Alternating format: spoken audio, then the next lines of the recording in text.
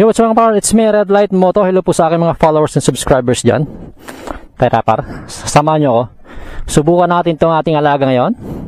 Kasi naka 1442 na tayo na sprocket. Nagpalit tayo ano. From 43, bumalik tayo sa 42. So ito yung talagang ginagamit natin sa motor natin ano. Pagka naka-PCC ako, ito talagang gamit ko 42. So sumubok lang tayo ng 43. Pero napansin ko kasi sa 43 malakas yung arangkada gitna, pero yung dulo niya talagang humina ano. So ayan, subukan natin. And then yung carb natin 30mm class A lang po siya. Ano, 30mm 125/14 G-Tings natin. And then yung coil natin na gamit is 100 pesos lang po yan ano. Hero coil. Sa Shopee rin yan. Ayan, thank you Shopee. So wala tayo mga mamahaling ano no, mga pyesa maliban sa tambucho natin worth 8,000. Ayan, Rama Urig ano. And then nagpalit na rin tayo ng clutch. Kasi kung napansin nyo, iba na yung brake natin ano. Hindi na siya yung may kulay green dito. Yung all stock na siya, stock na brake lever kasi mas maganda siya kasi meron siyang stoplight. No, gumagana ng stoplight natin sa likod. Kasi dun sa isa wala yun. And then yung clutch natin, stock na rin nilagay ko. Kasi nga yung domino, 'di ba mayroong ano yon, yung parang yung tawag doon. Kasi pag nagpa-power shift tayo, bumabagsak yung lever. Ang hirap pagka sa laro, pag kinambyo mo, bumabagsak. Kaya kakambyo ka dito sa baba, kailangan iangat mo pa. Kaya ito, walang problema kasi stock na siya. Kahit i-power shift mo nang i-power shift yan, hindi yan babagsak, 'di ba? So, mas maganda siya. Subukan natin. Hintay lang natin mag-imbilo yung daan. Saglit lang to, maiksi lang to, siguro mga 300 meter lang ano. Okay na yun, 400. Hindi na kailangan ng sobrang haba. Ano, para masubukan lang natin yung dulo at arangkada niya sa maiksi lang na piga. So yun mga par, tamang rolling lang tayo ano. Marami ba tao? Segunda.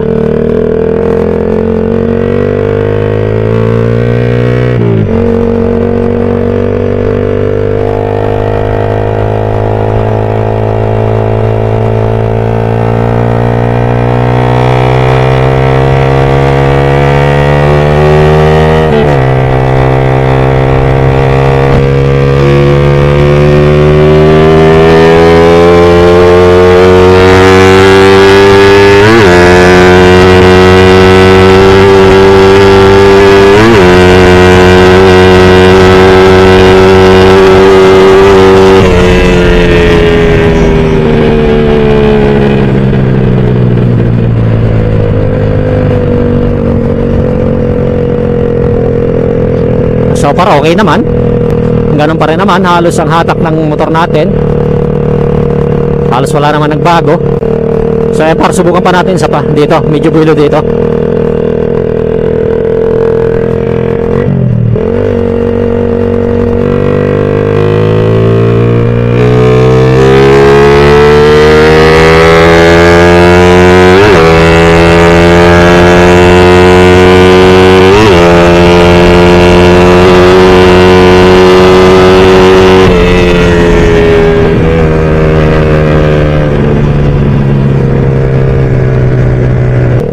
So ayun mga par, so para okay naman, pero parang nibibitin ako sa gas kasi yung clip natin nasa pangalawa galing sa pinakataas, so kailangan igitna natin ano.